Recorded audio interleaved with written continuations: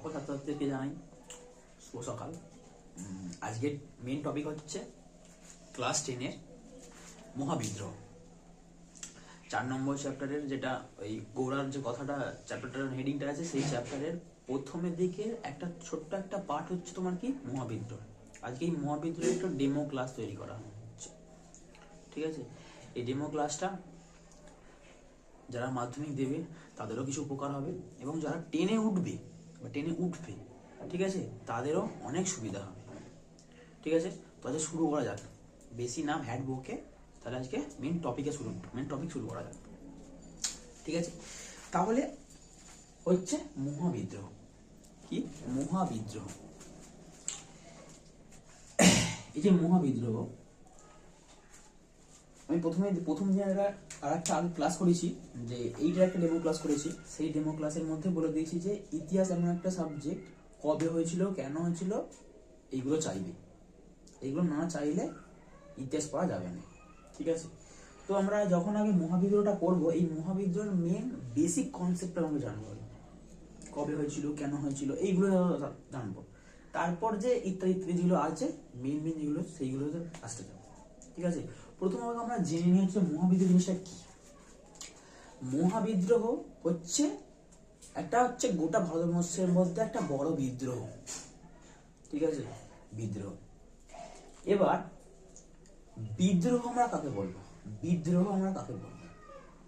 যখন কোনো একটা নির্দিষ্ট অঞ্চল বা নির্দিষ্ট এলাকার প্রশাসনিক যে নিয়মাবলী, সেইটা পরিবর্তন করার জন্য যে আন্দোলন করা হয়, সেইটাকে আমরা কি বলবো? বিদ্রোহ বলবো। আর একটা হচ্ছে বিদ্রোহ হলো বিপ্লব আর অভ্যুত্থান। এগুলো কনসেপ্টগুলো কি হওয়া দরকার ছিল, তবে ভালোভাবে বুঝতে পারবে যে বিদ্রোহ তো আমরা বললুম। বিপ্লব জিনিসটা কি? বিপ্লব হচ্ছে একটা কিছু আছে, আজকেই আছে, তার আর একটা হঠাৎ করে কালকে অনেক কিছু হয়ে গেল, সেটাকে বলা হচ্ছে বিপ্লব। কিরকম দেখো, ধরো আমি সাহায্যে বসবাস করি, আমাদের এখানে সবথেকে ফেমাস হচ্ছে উঠতে ঝিঙে। আগে আমাদের কি করা হতো, ওই যে দেশি বীজ পাওয়া যায় না, সেই দেশি বীজ চাষ করা হতো। সেখানে কি হচ্ছে, ধরো এবার 2025-এ দেশি বীজ চাষ করা হয়েছে, সেই দেশি বীজেতে 1 পাল্লা ফলন হয়। আর 2026 সালেতেই কি করা হয়েছে, হাইব্রিড বীজ আনা হয়েছে, অন্য জায়গাতে হাইব্রিড বীজ আনা হয়েছে, পরের বছর বসানো হয়েছে, 10 পাল্লা ফল হয়েছে। তাহলে কি হলো, 1 পাল্লা থেকে 10 পাল্লা, এই যে পরিবর্তনটা, আচমকা পরিবর্তনটাকে, এটাকে বলা হচ্ছে বিপ্লব বলা হয়, যে কোনো জিনিসের ক্ষেত্রে, ঠিক আছে? তোমার শিল্প বিপ্লব, সবুজ বিপ্লব, ঠিক আছে? তারপরে তোমার যে সবুজ বিপ্লবের যে পর ভারতবর্ষে যে অনেকগুলো বিপ্লব হয়েছিল। হলুদ বিপ্লব, মানে সর্ষের যে প্রচুর পরিমাণে উৎপাদন, সর্ষের তেল, ঠিক আছে? তারপরে তোমার হচ্ছে লাল, রেড রেভলিউশন, যেটাকে বলা হয় তোমার মাংস উৎপাদন সব থেকে বেশি পরিমাণ হয়েছিল, ঠিক আছে? এই যে হয়েছিল যে 1 কিলো মাংস থেকে আরো 10 কিলো মাংস সঙ্গে সঙ্গে উৎপাদন করা হচ্ছে, এইটাকে বলা হচ্ছে তোমার কি, একটা ছোট জিনিস থেকে আরেকটা বড় জিনিস আচমকা হঠাৎ করে বড় হয়ে যায়, এটাকে বলা হচ্ছে তোমার কি বিপ্লব বলা হয়। আর অভ্যুত্থান বিদ্রোহের সঙ্গে অভ্যুত্থানের সম্পর্ক আছে। বিদ্রোহ হয় একটা নির্দিষ্ট এলাকাতে, আর অভ্যুত্থান কি, সেই বিদ্রোহটা যখন গোটা এলাকা বা গোটা একটা রাষ্ট্র বা দেশের মধ্যে হয়, সেটাকে বলা হচ্ছে তোমার কি অভ্যুত্থান বলা হয়। তাহলে বিদ্রোহ আগে বলেছিল, ধরো তোমার এলাকাতে কোনো কিছু একটা খারাপ হচ্ছে, ঠিক আছে, প্রশাসনিক কিছু খারাপ হচ্ছে, সেই খারাপ হওয়াটার বিরুদ্ধে আমরা সবাই মিলে গোটা গ্রামের লোক আন্দোলন করছি, এটাকে বলা হচ্ছে বিদ্রোহ বলা হয়। আর এই আন্দোলনটাই যখন গোটা দেশ মিলে হবে, তো সেটাকে বলা হচ্ছে অভ্যুত্থান। সেই জন্য মহাবিদ্রোহকে আমরা কি বলবো? অভ্যুত্থান বলবো। ঠিক আছে? মহাবিদ্রোহকে আমরা অভ্যুত্থান। আর এই মহাবিদ্রোহ বলার কারণটা হচ্ছে, এটা ভারতের বেশিরভাগ এলাকাতে হয়েছিল, মানে প্রচুর, মানে কি প্রচুর, তো সেই ভারতের বেশিরভাগ এলাকাতে হয়েছিল বলে এর নাম হচ্ছে মহাবিদ্রোহ। এর আরেকটা নাম আছে, তার নামটা হচ্ছে সিপাহী বিদ্রোহ। একটা নাম হচ্ছে কি সিপাহী বিদ্রোহ।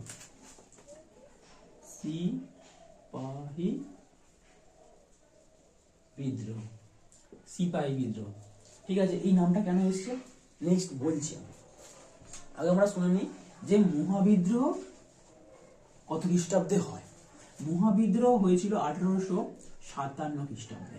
কত খ্রিস্টাব্দে হয়েছিল? 57 খ্রিস্টাব্দে হয়েছিল। ঠিক আছে, 57 খ্রিস্টাব্দে হয়েছিল। এবার কোথায় হয়েছিল? দুটো জায়গাতে মেন হয়েছিল।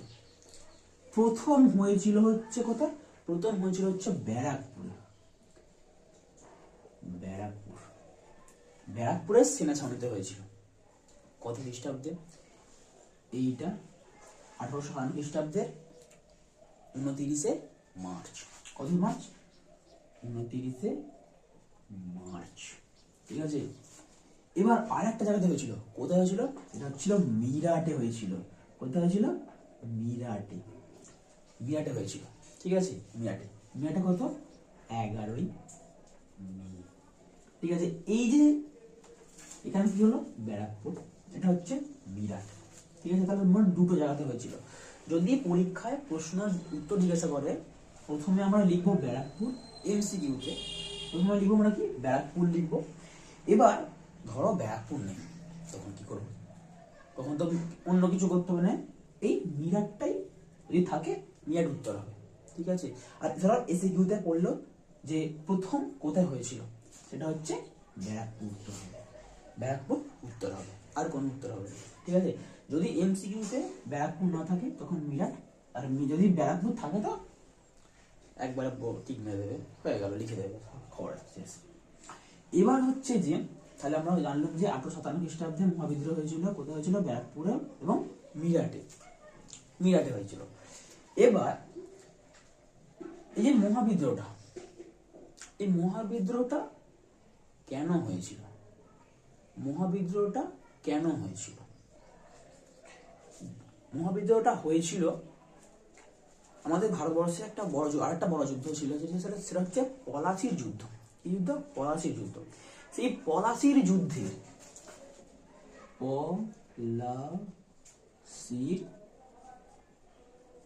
যুদ্ধের 100 বছর পর, কত বছর পর? 100 বছর পর মহাবিদ্রোহ হয়েছিল। 100 বছর পর মহাবিদ্রোহ হয়েছিল। এবার আমরা যে যখন যারা টেনে পড়ে তারা এই মহাবিদ্রোহ চ্যাপ্টারের আগে অনেক কিছু বিদ্রোহ পড়েছে, সাঁওতাল বিদ্রোহ, ঠিক আছে, জুয়ার, হ্যান ত্যান, এসব অনেক রকমের বিদ্রোহ পড়েছে। সেই বিদ্রোহ যখন পড়েছিল অনেক সাঁওতালরা প্রচুর পরিমাণে রেগে গিয়ে বিদ্রোহ করেছিল। ঠিক আছে, এই এই এই ওই জায়গা থেকেই এরকম উঠে এসেছে। ওই জায়গাটা ওই যে বিদ্রোহ যে চ্যাপ্টার ছিল, ওই বিদ্রোহ চ্যাপ্টারের সঙ্গে এই চ্যাপ্টারের অনেকটা লিঙ্ক আছে। এই যে টপিকটা আছে, কি হয়েছিল? যখন ভারতবর্ষে প্রচুর পরিমাণে বিদ্রোহ সৃষ্টি হয়েছিল, সেই বিদ্রোহটাকে সামলানোর জন্য তখনকার সৈন্যদেরকে একটা কি করা হতো? অস্ত্র দেওয়া হতো। সেই অস্ত্রটার নাম হচ্ছে এনফিল্ড রাইফেল। ঠিক আছে,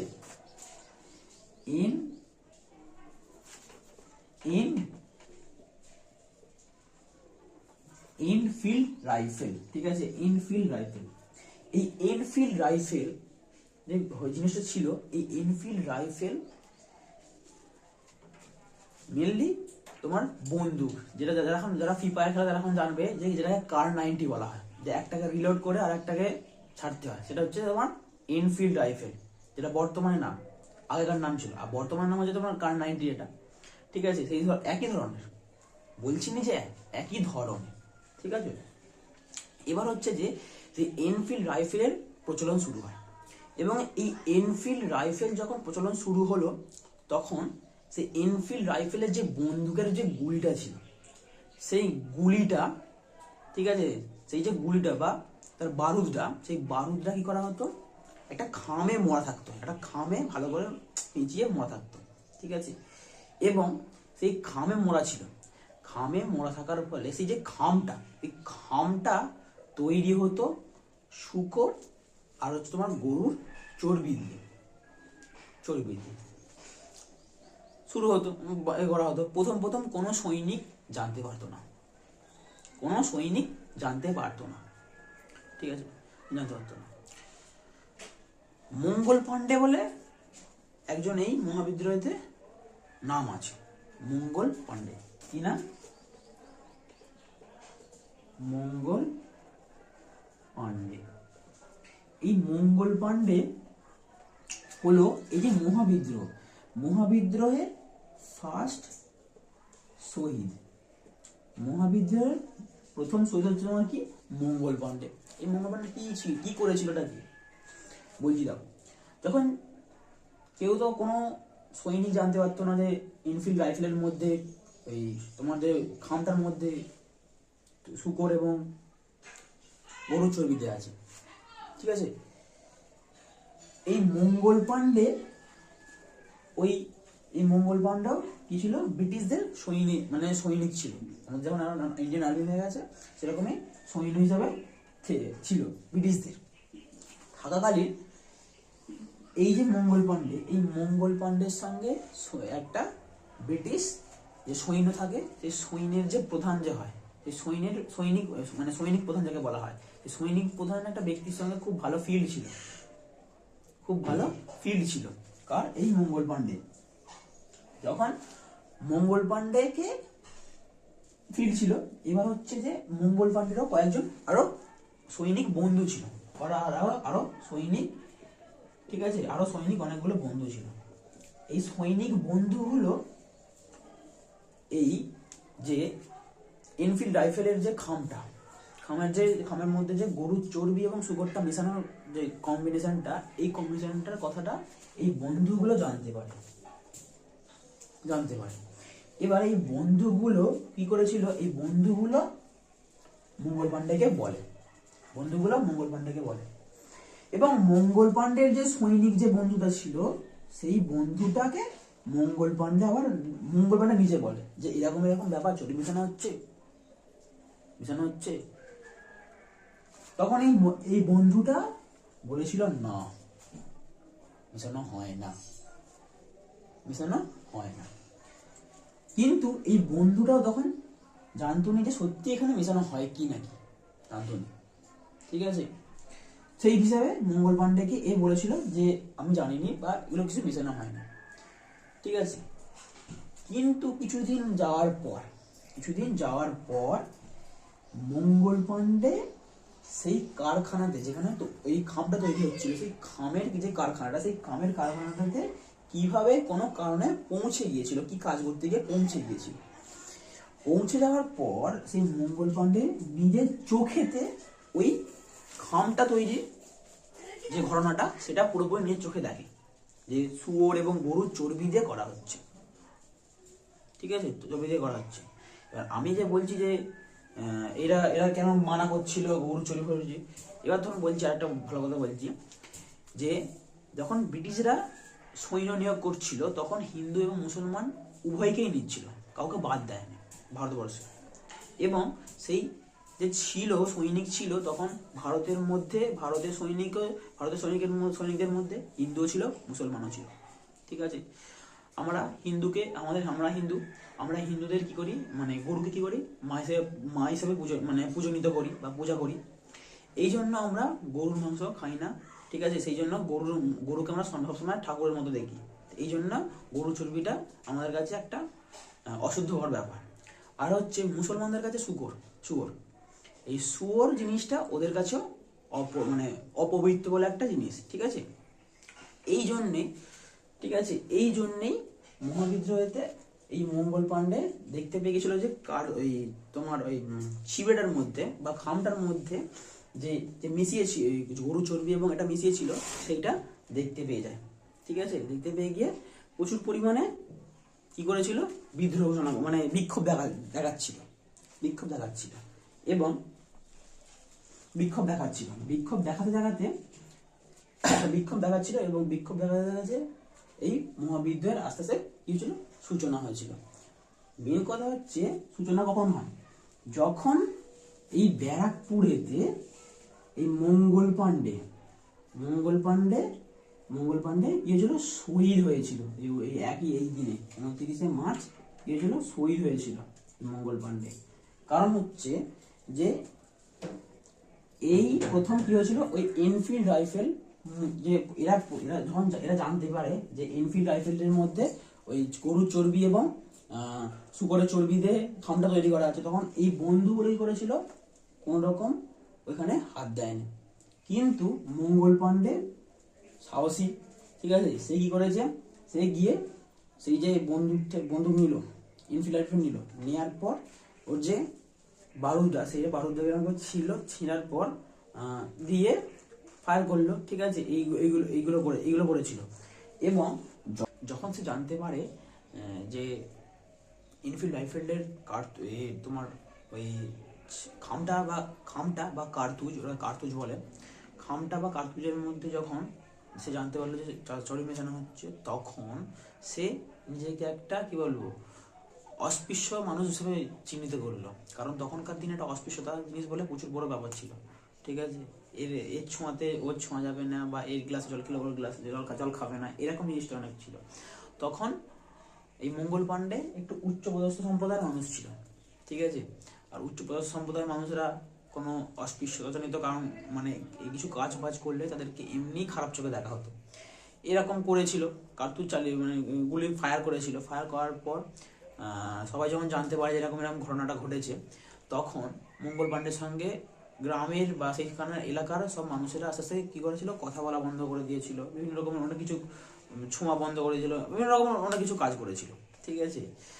এই ফলেতে এই অপমানজনিত কারণের জন্য তিনি কি করেছিলেন, তিনি নিজেকে একটা অপরাধী বলে মনে করতেন, এবং এই অপরাধী মনে করতেন করতে করতে করতে করতে তিনি কি হয়েছিল, এই 29 মার্চ ব্যারাকপুরের সেনা ছাউনিতে গিয়ে মঙ্গল পাণ্ডে প্রথম শহীদ হয়েছিল, এবং তিনি আত্মহত্যা করেছিলেন ওই এনফিল্ড রাইফেলের গুলি খেয়েই তিনি আত্মহত্যা করেছিলেন। এইখান থেকেই কি হয়েছিল, এইখান থেকেই মহাবিদ্যুৎ আস্তে আস্তে কি হয়েছিল, সূচনা হয়েছিল। এবার আমরা কি জানি, মেন আমরা জানলাম যে এনফিল্ড রাইফেলের কারণে তো মেন আমাদের মহাবিদ্রোহ হয়েছিল, কিন্তু কোনো কিছু জিনিস একটা কারণের উপর ভিত্তি করে হয়নি। কোনো দিনই কোনো কিছু ঘটলে সেটা একটা কারণের জন্য হয়নি, অনেকগুলো কারণ থাকে, ঠিক আছে। যেমন মহাবিদ্রোহের প্রত্যক্ষ কারণ হচ্ছে তোমার কি, এনফিল্ড রাইফেল। মহাবিদ্রোহের প্রত্যক্ষ কারণ হচ্ছে তোমার কি, এনফিল্ড রাইফেল।